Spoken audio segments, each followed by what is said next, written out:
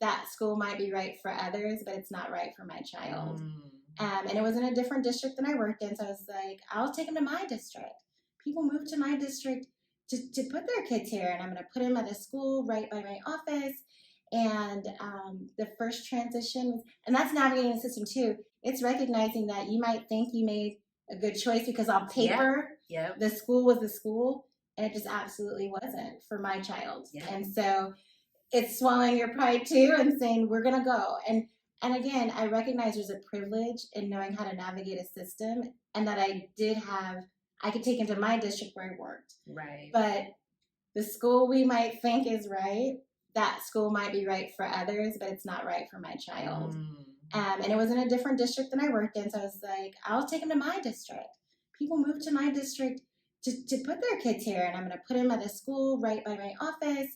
And the first transition, and that's navigating the system too. It's recognizing that you might think you made a good choice because on paper, the school was the school, and it just absolutely wasn't for my child. And so it's swallowing your pride too and saying, we're going to go. And again, I recognize there's a privilege in knowing how to navigate a system, and that I could take him to my district where I worked. Right. But the school we might think is right.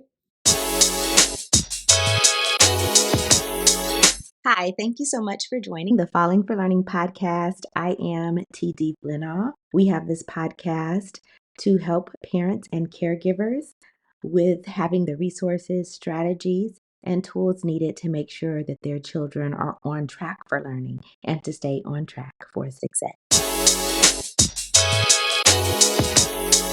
Thank you so much for joining the Falling for Learning podcast. We have a special guest here today. It's Dawniell Black. She is the president of the CCSS. That is the California Council for the Social Studies. And we are so honored to have her today so she could talk to us and give parents tips, strategies, all the things. Thank you so much, Dawniell. Thank you for having me. So we always like to start with talking to our guests about what hooked them into learning as a child. I think what hooked me into learning as a child the most was reading books, having books around all the time. My mom got her GED, so education was just very important to her, making sure that her kids were going to go to college. That was definitely in her mindset. So having books around, and then also having a grandmother who was a kindergarten teacher, so she always had worksheets and everything very early. So the learning was just always an aspect of it, of my growing up. So you said your mom got her GED, so maybe she didn't finish her education. Maybe. Yeah, so she didn't finish high school initially, and then she went back and got her GED. But because of that, she was just always very focused from the beginning, and I think that's why she very early on introduced books, and that just hooked me into being an avid reader. And then having a grandmother who was a teacher, I do remember one summer that I made the neighborhood kids play school. Okay. And so we lived next door to a family that had about 6 kids, and I think it was like 8. And I was like, we're going to play school this summer, and I got the worksheets from my grandmother, and we played school all day. So like really from an early age, you were an educator. Right. So you're the president of the CCSS, which means at some point you were teaching, right? Yes. So tell us about your education career. So I started I was at a neighborhood school when I started school in kindergarten and first grade. In second grade, I had a teacher in first grade, I had a teacher who recognized that I was gifted. And so I was placed in the gifted and talented education program in second grade. But that meant I had to get on a bus and go to a different school. And what came from that there too is that I was in a neighborhood school that was low income. And so I was being bused into a school where now you had kids who were a little bit more affluent, and we were all in class together. And so that was a different just kind of experience. Sometimes you don't know what you don't have until you see what other people have. So there was this difference. But we stayed together as a cohort 2nd through 6th grade. And then at the time being in GATE, there was a lot of money. So it was the 1980s, but I had access to computers, and I had access to a lot of resources. And so then when I went to middle school, I was still in the GATE program. So again, just recognizing that that is a privilege to have access to Right. kind of the higher level teachers and all of that and all the resources. And so then I did go into an honors program for high school, and I did that for 4 years, and then went to Fresno State where I got my undergrad degree in public administration and African American studies. Okay. Once I left college, I came back. I'm from Sacramento. I came back to Sacramento, and I wasn't too sure what to do with that degree. So I did AmeriCorps. So I volunteered for a year at a middle school and a high school, and that's when I really saw like I want to be a teacher. Okay. Even though I think I always knew it existed. Yes. It was at that point that I made the decision to do that, and so I took the additional classes at Sac State to get my undergrad or to get my single subject credential. Okay. In history, social science, and then I started teaching. And I started teaching in high school, and I was history, social science. So I taught everything for those 10 years. I taught world geography, AP history, world history, okay, all of the things. And then I transitioned, and so I did that for 10 years, and then I transitioned to the district office to be the district administrator, okay, for history, social science, and PE. So now I was working directly with teachers, and I've been doing that for the last 10 years. Wonderful. What a journey. That's good. So what I really hear is getting into a program that recognized your talents, gave you access to resources, and that is something that our parents can think about, maybe thinking about where you have your kid in school and making sure they have access to certain resources. So if it doesn't come naturally because of the program you're in, maybe advocating for it or looking for it, because there are GATE programs or gifted programs as well as magnet programs that are available. So that's something notable because it gave you some access and really helped propel you. And I would definitely have parents advocate for getting their kids into those programs, because a lot of times they don't see the kids who should be in these programs, but mm-hmm, many districts have made a more open process so it's not a teacher kind of tapping, it's a parent mm-hmm, can also say, I feel like my child deserves access to these programs as well. And it's out there. So definitely check out your websites to see. Some still do testing. And so one of the things I noticed when I worked in the district office is they would have a test on a Saturday. And a lot of the students who were showing up for those tests were not Black students. Okay. But then I wondered, well, how much information are families getting? How is the information being out there? So you can definitely advocate for your child being in these programs. And then also helping your student when they get to high school, challenging them, go ahead and take that AP class. Right. Take the honors classes that you don't allow them to stop you from getting your child into those classes if they are not tapping your students. Okay, I really love what you said, because that's true. It sounds like when you were a kid as well as when I was a kid, a teacher would notice you. And of course, teachers don't notice all the kids that may be gifted or who are eligible for those who would be eligible, right? And so again, our podcast is all about that tip of making sure you could advocate for your child. If you see something in your child that maybe someone else should be noticing and maybe they didn't notice, advocate for it and say, my child should be tested or qualify for this program, and figure out what it takes to get them in. And I really like how you followed up with saying even when they're in high school, they can still take an AP class, because maybe they don't get into it or whatever the case is, or maybe you are just listening now and your child is already in middle school or in ninth grade or something, but you could advocate they take an AP class and make sure they get the support they need, and have access to that higher level curriculum and challenge them. Yeah, excellent. Good. So what can you tell us, like some great things that you were doing in your classroom to help hook kids into learning and history and all that when you were in the classroom? So when I was in the classroom, I view my students as human beings, mm-hmm, and human beings have needs that are just outside of, it's not always the content. So I was definitely the teacher who had the snacks in the drawer, or if a student, needed a break, being very open to communicating with my students to also see them beyond just my content. That US history at the time, or if I was teaching geography, I had a lot of ninth graders, and like recognizing that ninth graders are just coming out of middle school and they still need that help and support. Yeah. And I think just very much trying to connect with parents.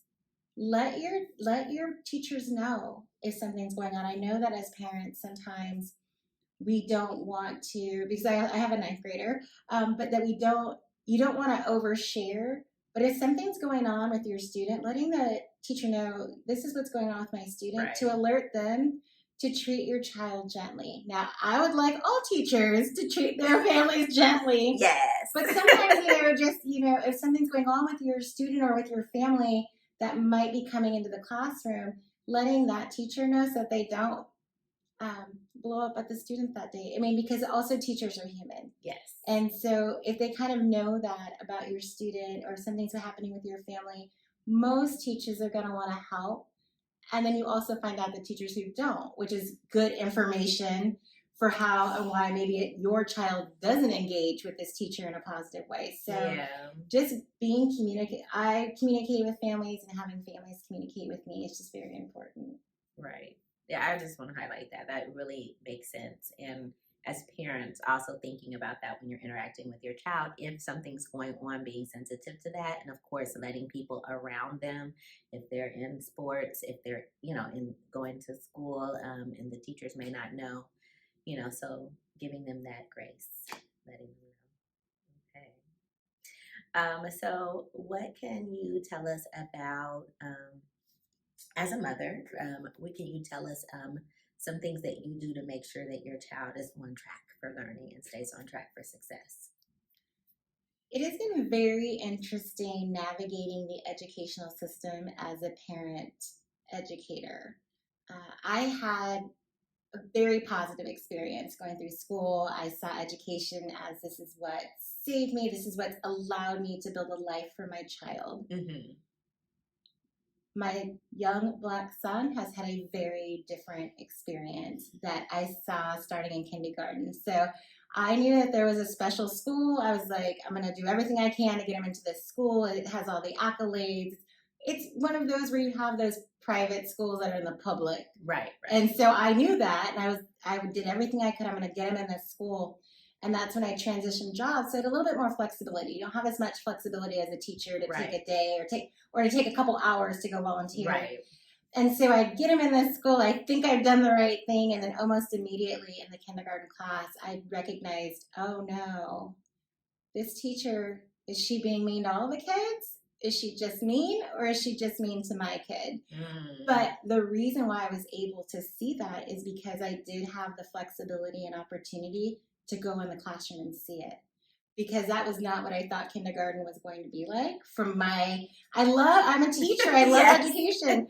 And so just the first thing would be that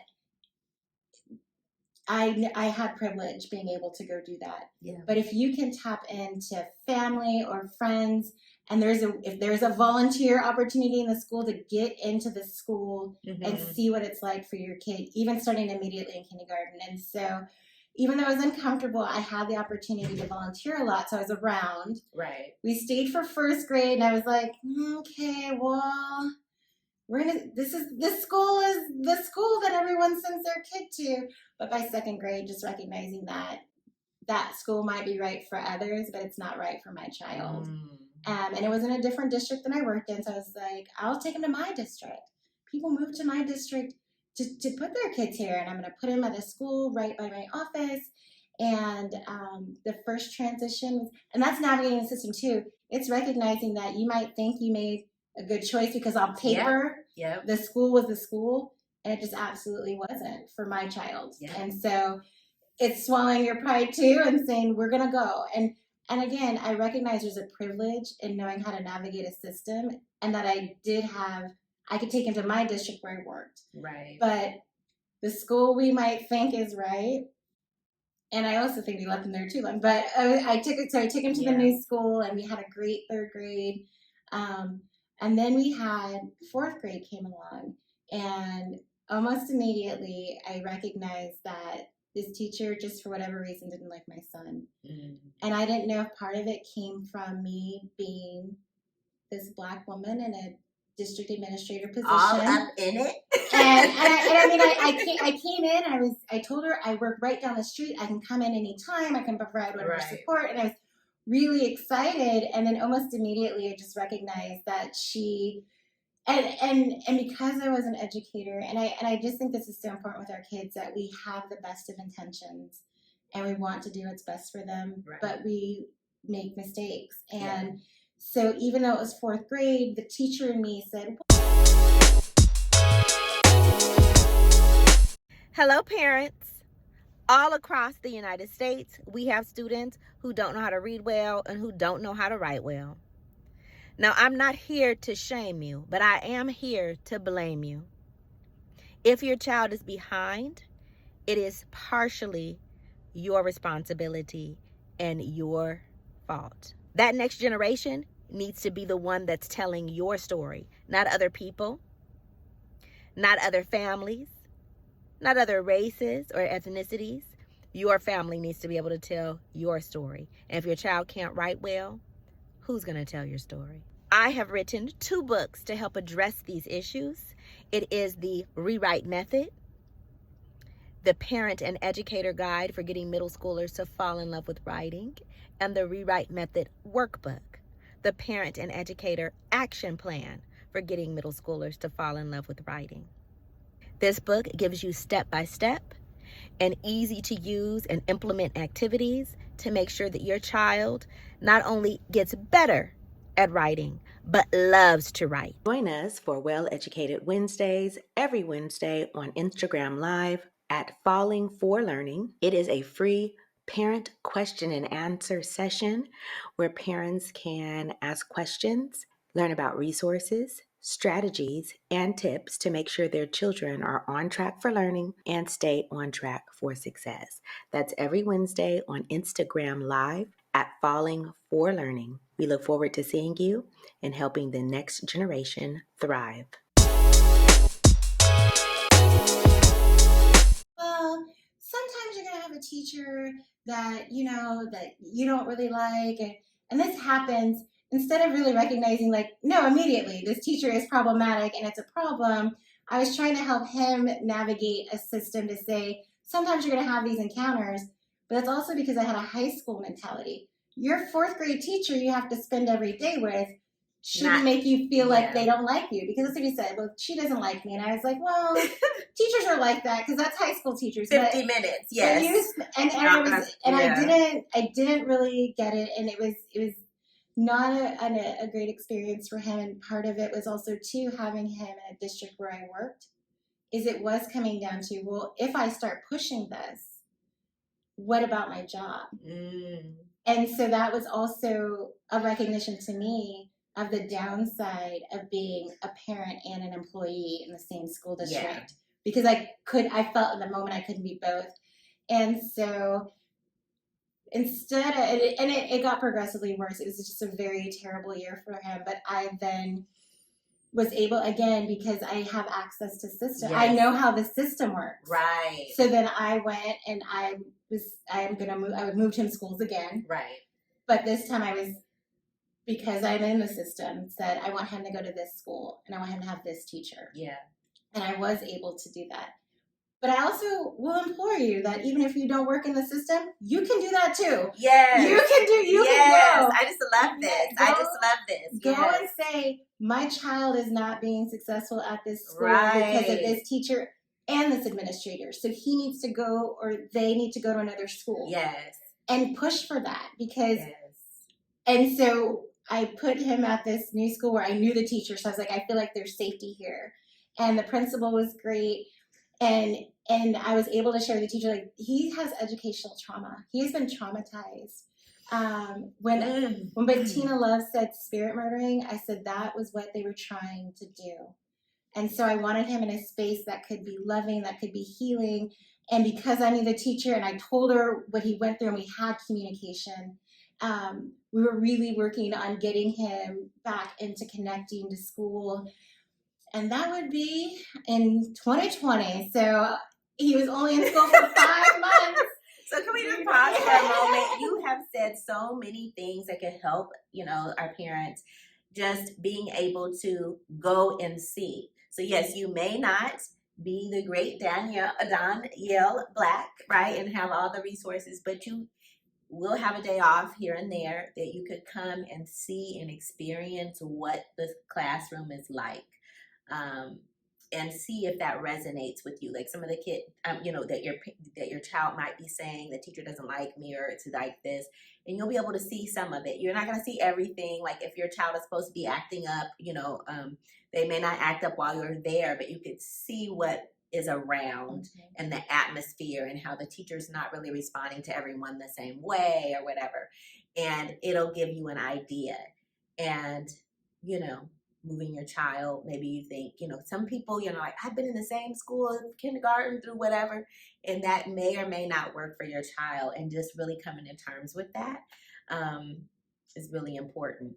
And I did start this podcast because as a middle school teacher, I've heard so many parents when I was like, okay, your kid is a little behind, here's some things we could do, and that second grade teacher really messed up my kid. And I don't want parents to be victim or their kids victims to the system. So I just love all the things that you said and those tips, about how to make sure your kid is getting what they need. So tell us more, the 2020. So we were making the turn. His teacher, I brought her to the California Council of Social Studies conference. We were chatting. It was March. The conference happened the weekend before. Then yes, I went.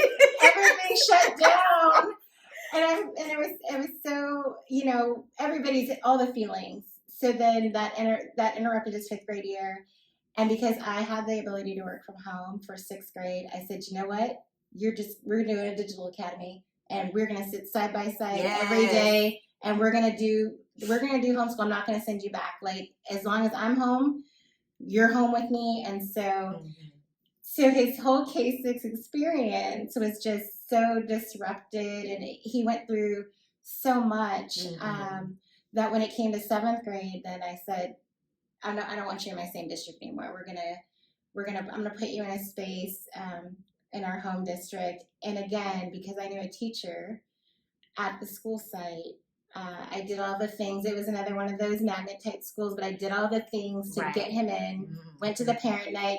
It was a lottery. Did all of the things, and so having him know now who's transitioning back into school, that there is this person that we personally know. So recognizing and giving him a safe space on campus, and again, recognizing that's a privilege. But as parents, if you can find a space or find somebody on that campus who's gonna, especially at middle school, who's gonna look out for your kid, that connect with a teacher, or maybe it is the custodian, maybe it is somebody who works in the office, but especially for our Black children, finding a safe person on that campus so they know there's someone they can go to if something happens was very important to me. Yeah. And I think, as you mentioned, as a middle school teacher, so I taught 9th grade, and watching my son's experience through elementary school informed me as to why I had so many broken kids in 9th grade, because this and doing what I can to repair that, but it just shined a light now, helped me understand my 9th grade students because of his experience and seeing where it happens. Yeah. But definitely, if you can find somebody on a campus, especially once they get to middle school or high school, that they can connect with, or just know someone is there, I think it was really important for his middle school experience. Yeah. And then going into high school again, I found a program that he could go into, and go into a school where I knew somebody.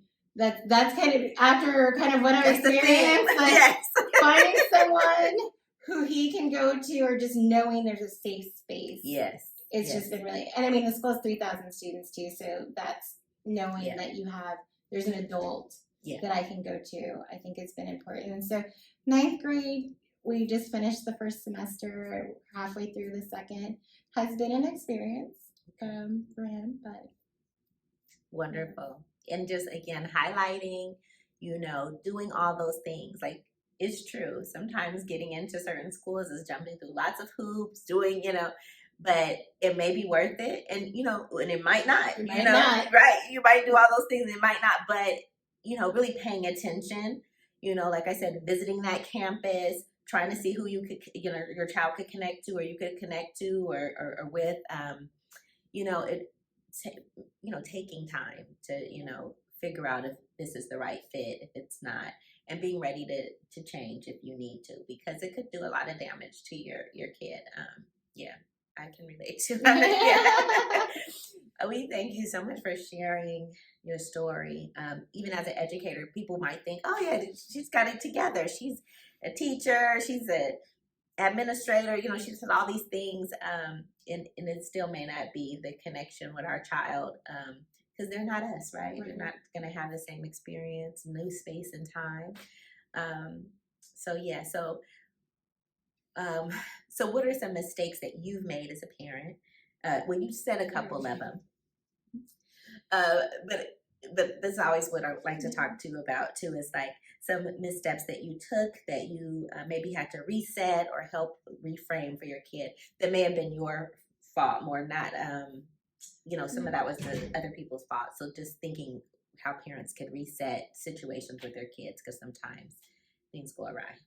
Well, as I mentioned with the experience, even when it got down to his fourth grade experience, where it got down to where he was like the stomach upsets, and not pushing them aside, but not recognizing them as like he is so anxious to be in this woman's class that he is physically pained. Right. And it's hard for us as parents, especially if you're kind of like a high performing kid. I never missed school, and he's wanting to miss school, and I was thinking, no, you're fine, and he really wasn't. And then also in that situation, I could have taken action earlier, and by the time that I did, a lot of damage had been done. Okay. But when I did finally call the conference to talk, to say, this is not working.